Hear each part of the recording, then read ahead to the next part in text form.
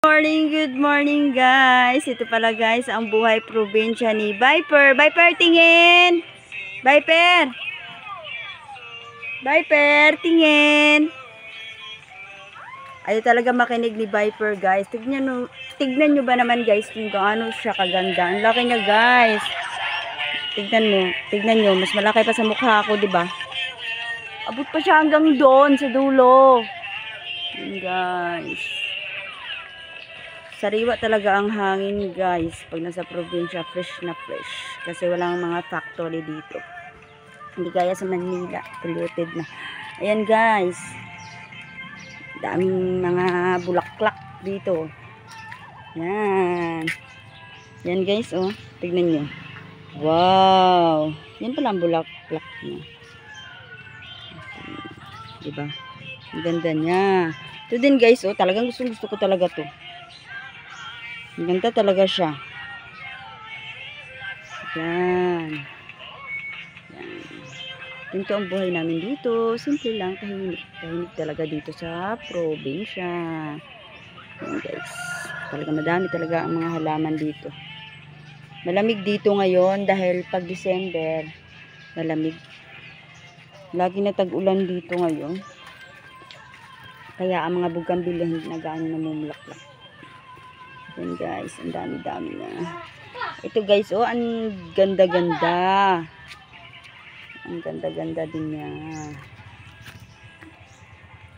Diba? Yan. Yan. Yan guys.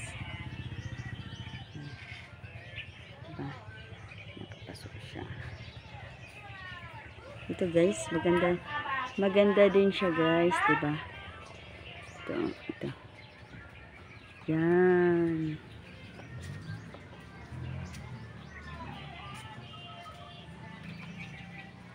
Ang ganda din niya.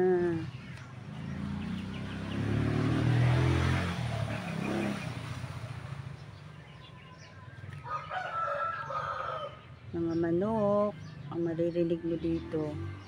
Manok, mga huli ng ibon.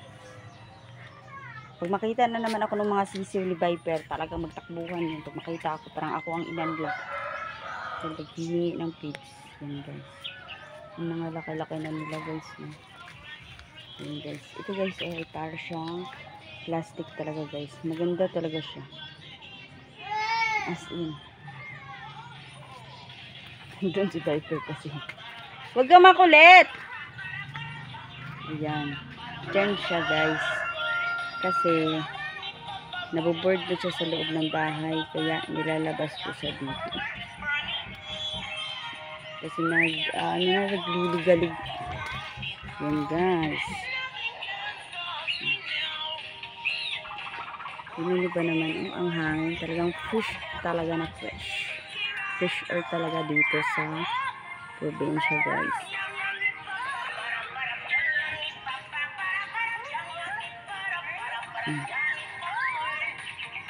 Ganito lang kami dito.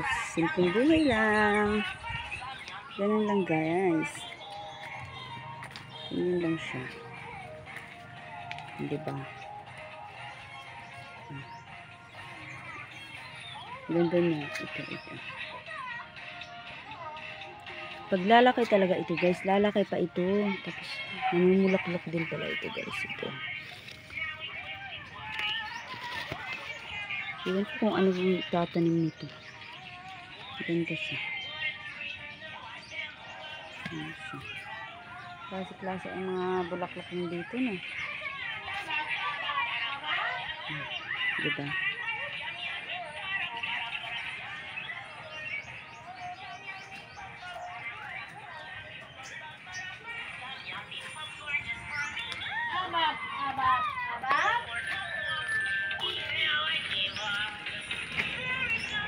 Ayan guys. Tingnan nyo guys. Ipapakit ako guys. Charan! Charan, ano yan? Diba?